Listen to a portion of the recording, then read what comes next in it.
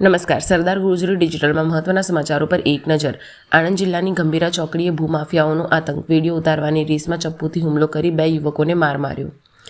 આણંદની બોરસદ ચોકડી ઓવરબ્રિજ નીચે ફેરિયાઓ માટે વેન્ડિંગ ઝોન બનાવવા ધારાસભ્યની રજૂઆત.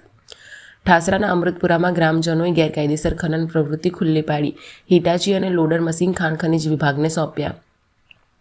કપડવંજના પીઠાઈ ટોલનાકા પાસેથી 1.478 કિલોગ્રામ 4 MEC ડ્રગ્સ સાથે પકડાયેલા 2 આરોપીઓને 14 વર્ષની કેદ.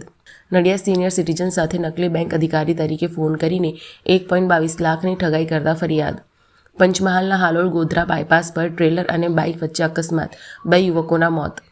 ગાંધીનગર સેશન કોર્ટનો ચુકાદો, 16 કિલો ગાંજા સાથે ઝડપાયેલા આરોપીને 10 વર્ષની સખત કેદ.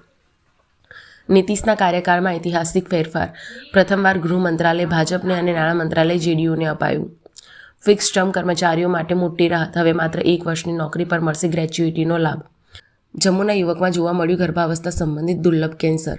કોરિયો કાર્સિનોમા સોનોગ્રાફીમાં થયો ખુલાસો.